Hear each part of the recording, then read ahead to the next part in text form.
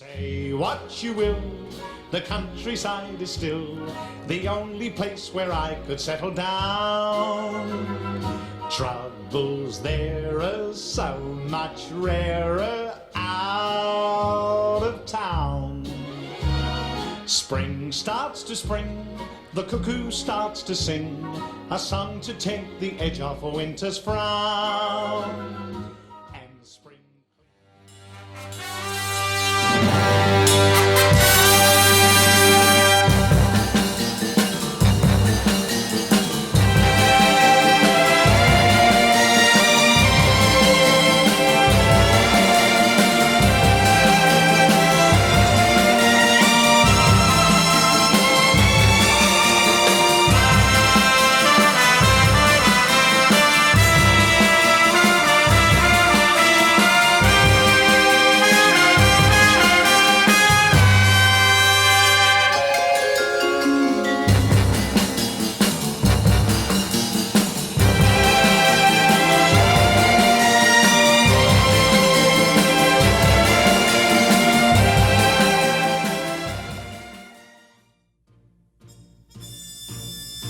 I love to go wandering along the mountain track, and as I go I love to sing my knapsack on my back.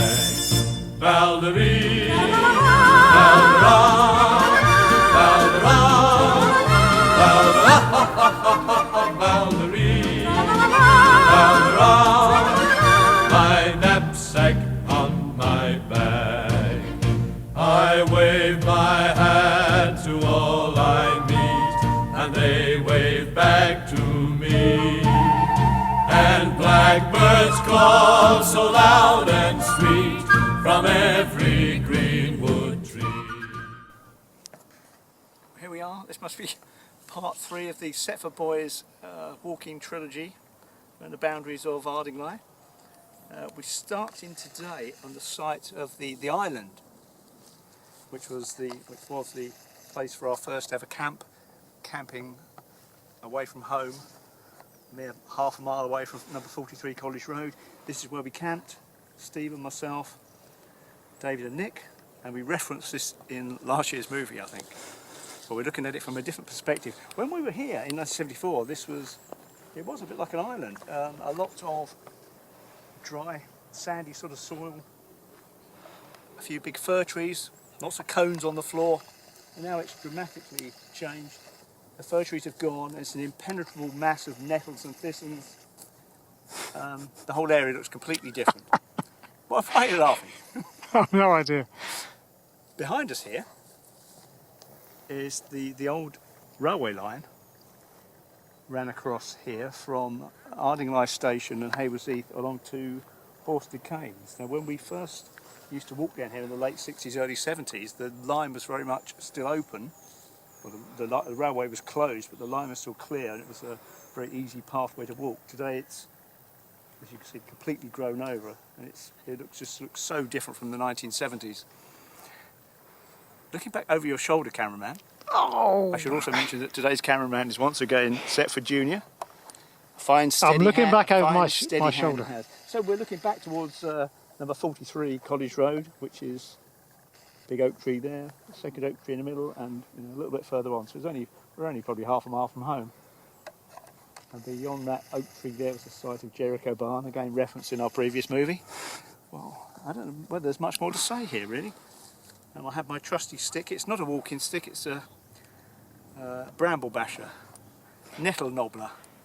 He has bashed some brambles and nobbled some nettles already. We're now going to try and follow the railway line and take the path towards Avins Farm and then on to Linfield, and then coming back into the village via a different route. We're not sure how easy that will be. That's really bad. It's a challenge, isn't it? It's a challenge indeed. One which we will accept head on. Anything further to add? There's a dog over there There's that a dog over there, yes. ate my bag. Can't see it now. Railway track from Horsted Canes to Ardingly. Ardingly station straight ahead. We pan round the Sherpa Setford, with his nettle nobbler. Just waiting for the 6:15 from Havers Heath. And that's the direction to Horsted Canes. I'm sure when we were kids we walked this, didn't we? Up to the station? Yes, yeah. Yeah, nothing else to say there. And then we're going down this footpath to where? Past Avins Farm and then on to Linfield, hopefully. And who lived at Avins Farm? The Phillips. Anthony Phillips. Ah, And you went to a birthday party there and had milk fresh from the cow. did I? Yes. Or was Had it you- me? No, it was you. It was you. How do you know? First time we had rice paper to eat, I think. Rice paper? What was that all about? Yes. He was your friend, wasn't he, Anthony Phillips? I don't know. He was. You're Mr. Memory. Why were you there then? Didn't you have an older brother? But perhaps it was my party. You had to come along because you always followed me. I think that's more likely. You had the fresh milk because I didn't want to drink it, maybe. Anyway.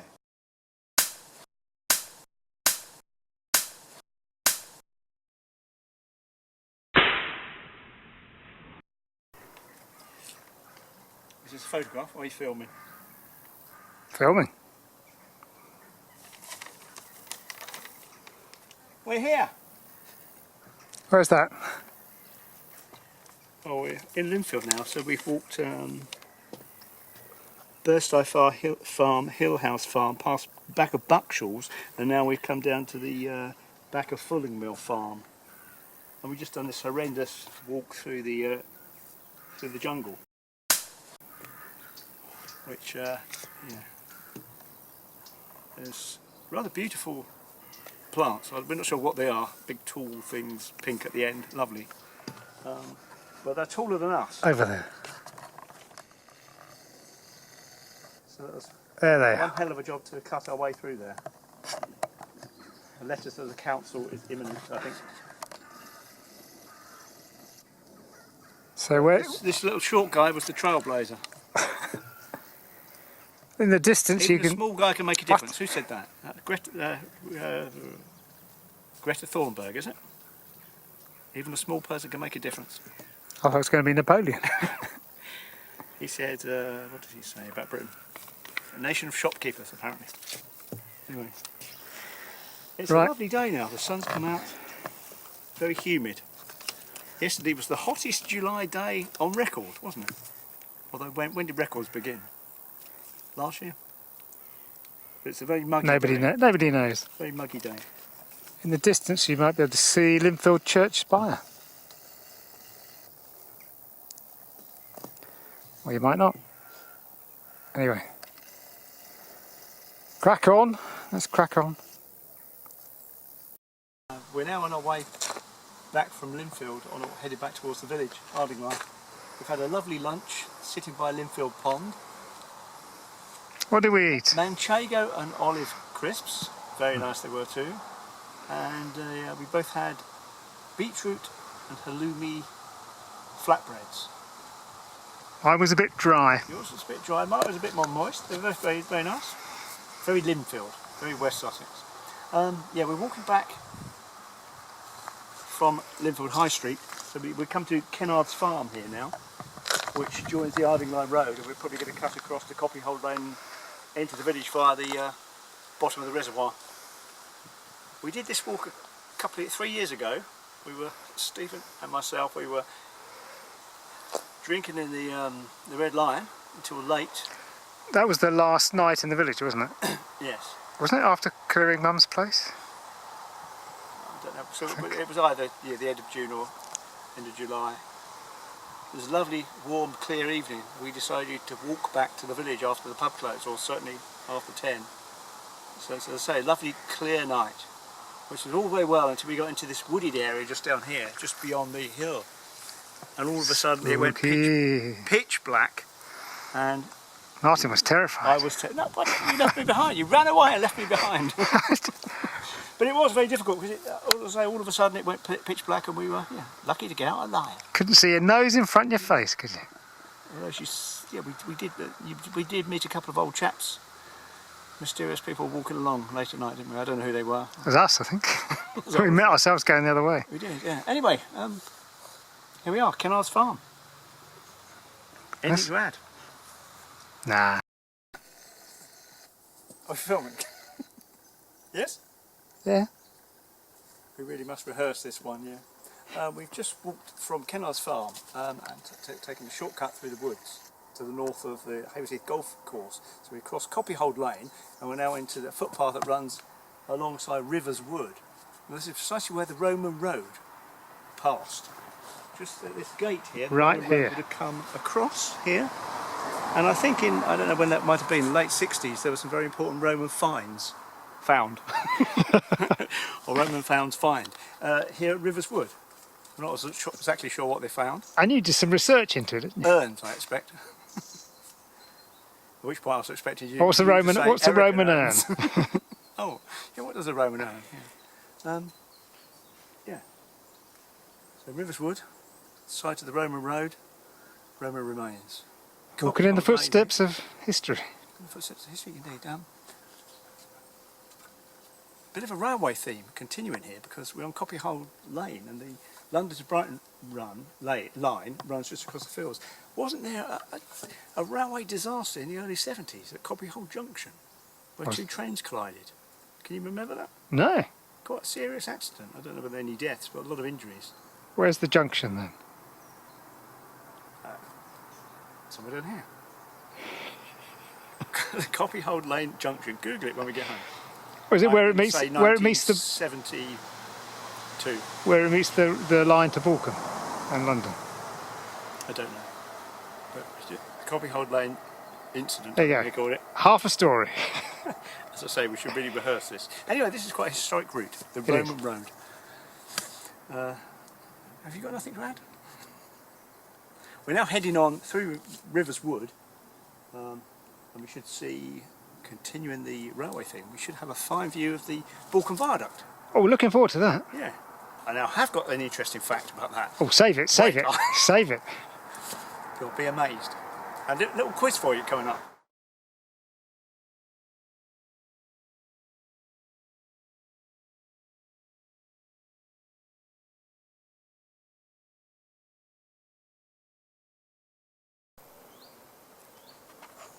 So we've just come through Rivers Wood and we're almost at the reservoir, very near the view of the viaduct and the quiz I'm going to give you. Another little river, this is the Ouse, which runs down into Linfield, and the other way goes under the viaduct. Reminds me of the Winnie the Pooh bridge up in the Weald in the forest near Hartfield. I was standing on that bridge once, and a little boy came up to me with a stick, hands it to me and says, "Pooh sticks?" I said, "Yes, it does." Sorry.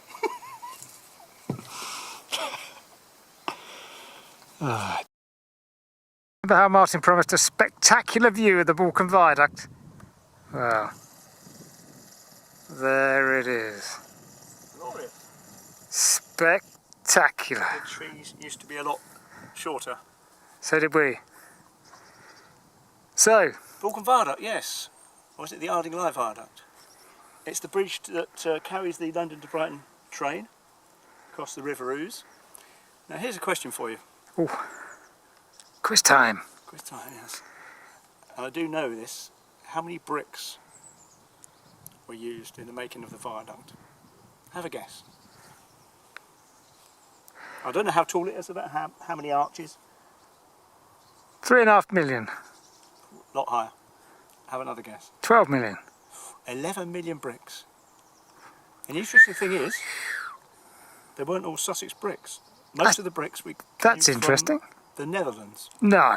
and they were shipped up the River Ouse, which obviously must have been a lot bigger then.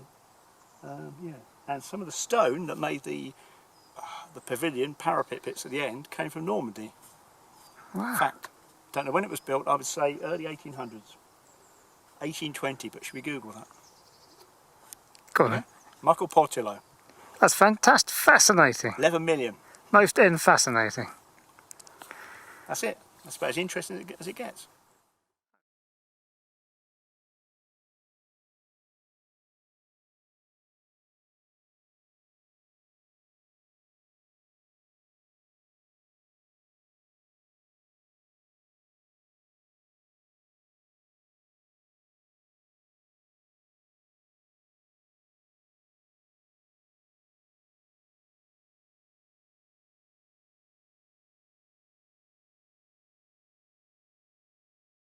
Here at last is a spectacular view that Martin promised us of the viaduct. Also, to our left is a field full of calves, female cows, and a big bull in the middle there. You which can't see it. which is supposed to be in the other field, but I can't see it. Where is it? It's over there. I think it's that one. Can you see? See the white, the light coloured one? It was one, Yeah. perhaps the one to the right. Definitely a bull. So take off that red shirt now if I were you. Yeah. Start running. See you later. Then we've got Balcombe. From the reservoir, we, perhaps foolishly in hindsight, rather than go back to Ardingly, we've headed over to Balcombe, back of the reservoir onto the Ardingly-Balcombe Road, thus making this the 3-parish challenge, Ardingly, Linfield, Balcombe. And in 3 walks over the last 3 years, we've pretty much done the Ardingly parish boundaries, so some achievement. Cars wanted to come down. Shall I step back a little? You should, yeah. Yeah, it's been a good day altogether. We've walked across farmer's front lawn and been shouted at. The woman shouted, "This way, come along." We're not quite sure whether that was sort of unfriendliness, telling us to get off her land, or whether she was just generally being helpful in helping us across her land as we were a little bit lost. What else have we done? We've walked around properties where we were under surveillance. We walked through a wood where they trained police dogs, and we went across a field with a bull. But the most far dangerous activity was this last stretch. It's getting very noisy. Where we were walking along the road from Ardingly to Balcombe, and it's obviously the worst time of the day because cars were whizzing past us at 70 to 80 miles an hour, inches away from us. Oh, millimetres. Millimetres away from us, so very dangerous and a little bit hairy. Stephen, you had to hide in the hedges at one point to avoid the cars. Yeah, so not the best end, but the treasure at the end of the rainbow is the Half Moon pub here, which is a community-managed, community-run pub. Which you can't actually see from here. Oh, you can walk They're up to going to wander up there now. Yeah, fine selection of real ales and top-quality food by all accounts. People, But people think we're filming them now. we'll let the famous beer inspector pass judgment. That's me. Oh, that's you, yes. The FBI You need hat. to get in front of the camera. I need to get in front of the pub. Oh dear. As soon as we stopped, I feel absolutely exhausted, huh? Well,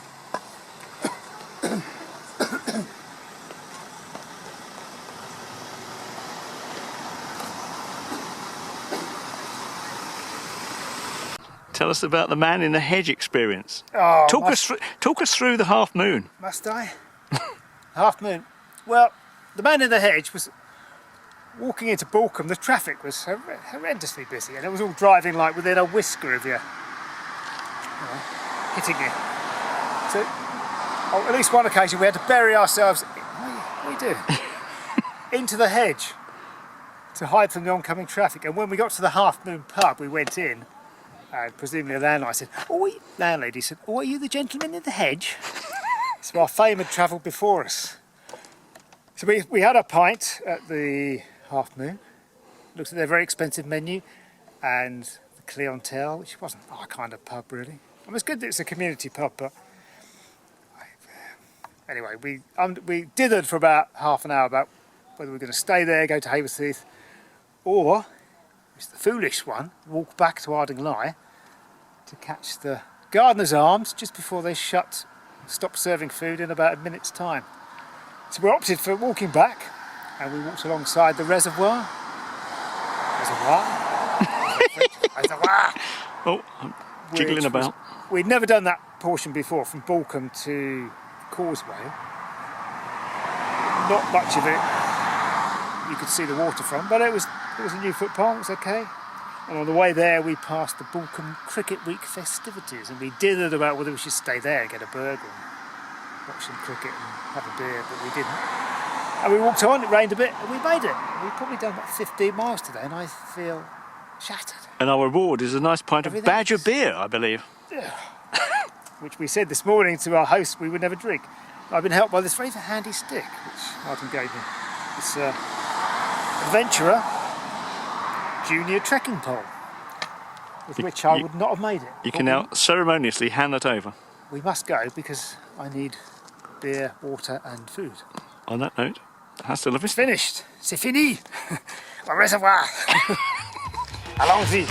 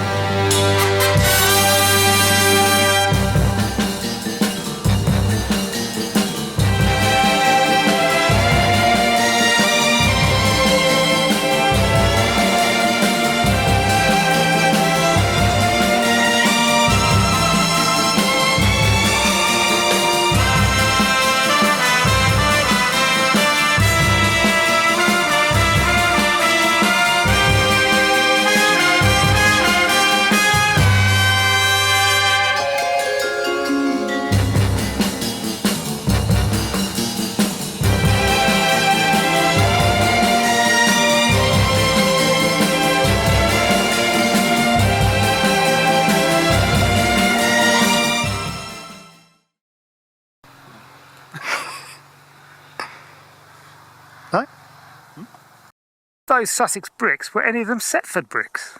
Made by the Setford brickmakers? No, they weren't good enough, I'm afraid. A bit crumbly, a bit dry and crumbly. Dry and crumbly, yes.